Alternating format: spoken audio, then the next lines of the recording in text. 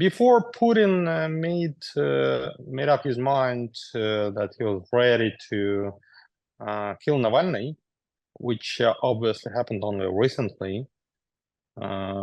Before this, he could have given permission for his entourage to prepare the swap deal.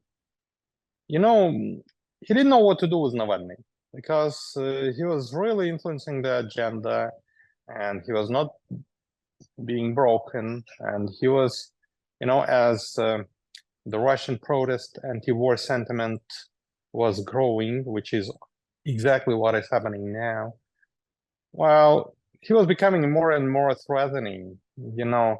Like when Putin is popular, nobody cares for Navalny. But when Putin is losing popularity, when the war is losing popularity and is becoming an annoyance for more and more citizens, these citizens, they start looking for leadership. And here is Navalny. So he was actually turning into something like somebody like Nelson Mandela. So Putin didn't know what to do, and he could have given his permission to prepare the swap deal, because if Navalny had gone abroad, he would have lost his main tool, his ability to organize protests, to call his followers to come into the streets. Yeah. When you are safe abroad, you cannot do this. Well, I was going to ask actually, Abbas, whether Alexei Navalny would have potentially been more powerful acting remotely from another country. And that is why President Putin changed his mind about the deal. He was worried still about the influence that Navalny could have as a freed prisoner. He changed his mind, I think, mostly because it's not so much because of Navalny himself. The context changed, Since the middle of the fall, it became the second half of the fall, beginning of winter, it became obvious that the Ukrainian counter-assault ended up without big result. And so Putin felt relieved, because there was a really great fear in Russia that the Ukrainian army, which proved to be so unexpectedly efficient during the first year of the war, during when they were standing the offensive, when they go attacking, when they start advancing, they might really deliver serious harm and capture big territories.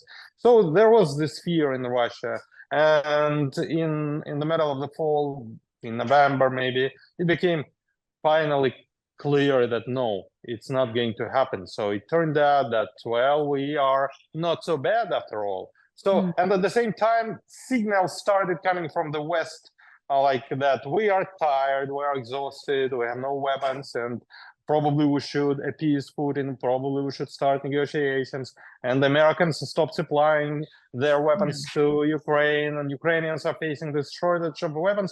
So, the outside, the situation on the outside front changed into something much better for Putin.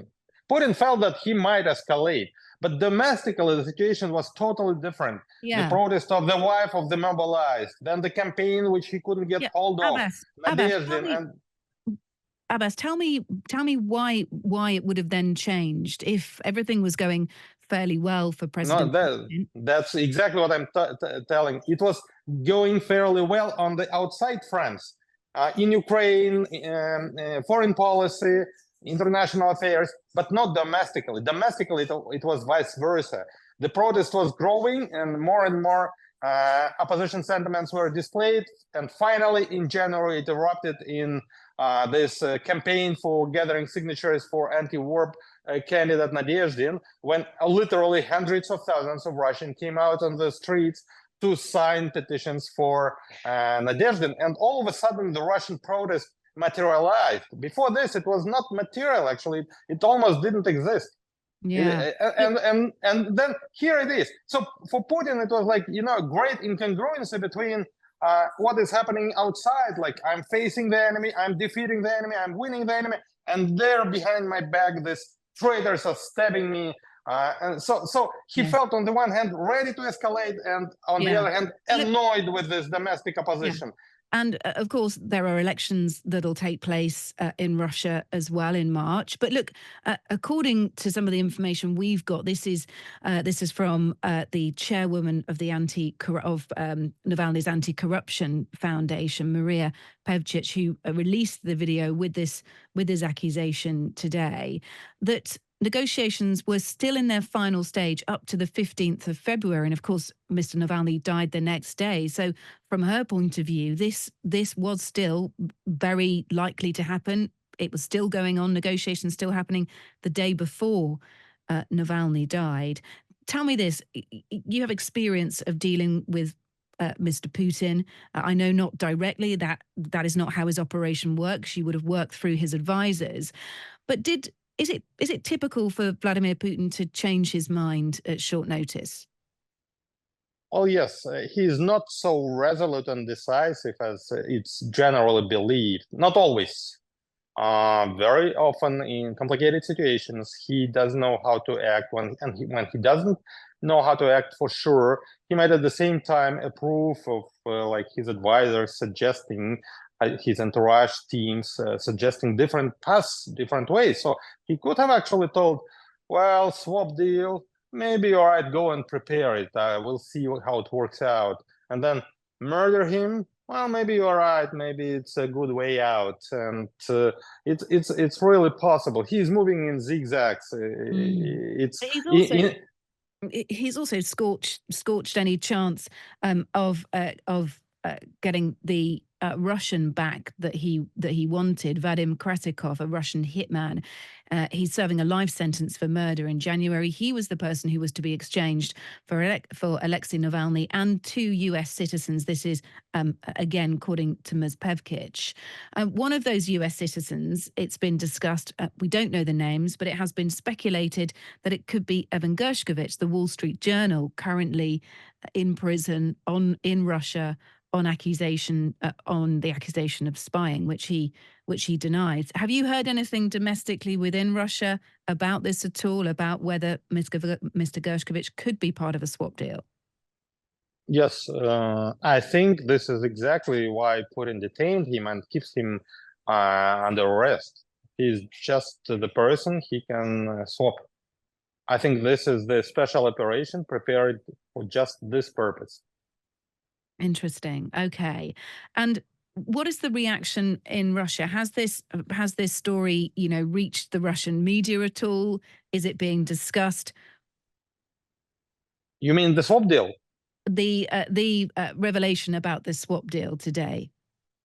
Oh, yeah, yes, definitely. Everything what concerns Navalny is discussed very actively, because this is really big deal. It's now on the top of the political agenda, and again, there is no place for Putin's campaign. This is a funny thing, sorry for off topic, but this is the campaign going, the final months or the final weeks of the campaign. 3 weeks are left, and it's first Duntsova, then Nadezhdin, now Navalny. They're on the agenda, and Putin, to come back into his agenda, he doesn't have enough power.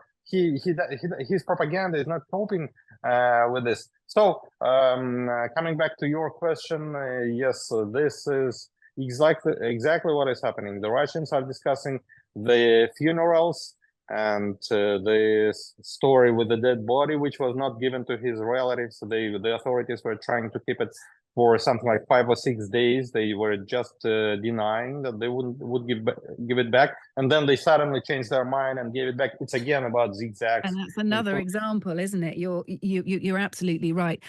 Finally, let's just finish on your thoughts, Abbas. Do you think President Putin ordered the death of Alexei Navalny, and how do you think he was killed? I don't know how. I'm not an expert in these things. So, and yes, I do believe that it was on Putin's order. Well, Navalny was a personal enemy of Putin, and he was too big deal to think that he was somebody else was deciding his fate. No, that could have happened only if Putin let the reins of the country loose and stopped governing the country. but it's not happening. So it was, yes, it was Putin, and it was his decision.